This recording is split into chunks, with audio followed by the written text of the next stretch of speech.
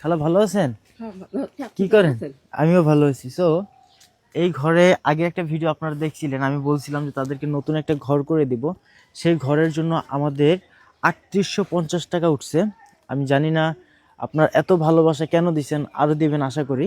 কেমন আছেন? ভাই এখানে আসেন, আগে তাদের ঘরটা আজকে একটু দেখাই। শীত করে না প্রচুর?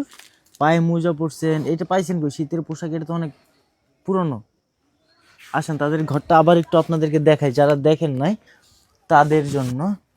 এই হচ্ছে তাদের ঘুমানোর জায়গার অবস্থা। এখানে শুধু একটা পলিথিনের কাগজ, এইটাই তাদের চাদর, এইটাই তাদের খাট, এইটাই তাদের সব কিছু, এইটার উপরেই তারা ঘুমায়। আর এইখানে যা আছে এগুলো তারা গায়ে দেয়। এই হচ্ছে তাদের সব, নাকি? ভালো আছেন? এইখানে একটা শার্ট আর একটা প্যান্ট আছে আপনার ছেলের জন্য, ঠিক আছে? আপনি আপনার ছেলেকে পড়তে বলবেন যেন সে পড়ে। আর আপনারা অনেকেই জিজ্ঞেস করছিলেন যে এই খালাদের বাড়িতে আবার কবে যাব, কবে আপনারা তাদেরকে দেখতে পাবেন।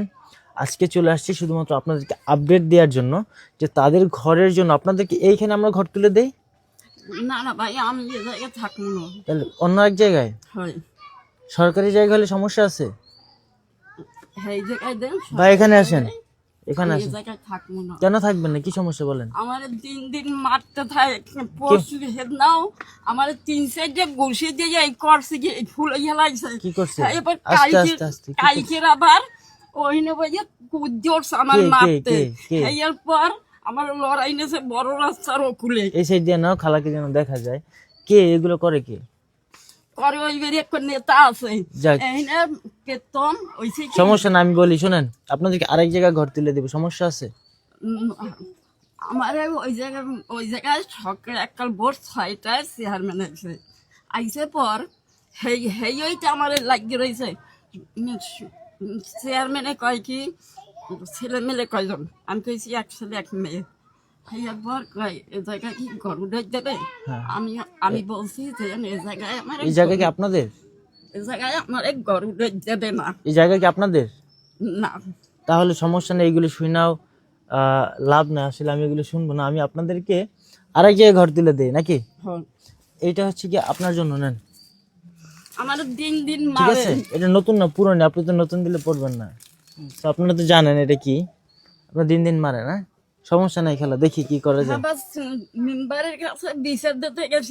না না, ওইগুলি সমস্যা না। আমি আপনারা শোনেন, ইয়োনো ম্যাডামের বইলা, আমাদের ইয়োনো ম্যাডামকে চিনেন আপনি? খুব ভালো মানুষ।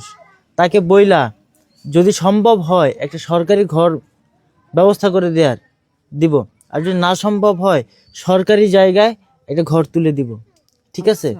আমি হচ্ছে কারো পার্সোনালি যেন সমস্যা হয় ওই সব বিষয়ে যাব না, ঠিক আছে? কোনো ঝগড়া ঝামেলা আমি যেতে চাচ্ছি না। আপনারে আমি আরেকটা জায়গায় ঘর তুলে দিব, ঠিক আছে? তো আপনারা যারা আমাদের সাপোর্ট করছেন, ইনশাল্লাহ আরো অনেক বেশি সাপোর্ট দরকার। তাদের একটা ঘরের জন্য মিনিমাম 1 লক্ষ টাকা লাগবে, নাকি?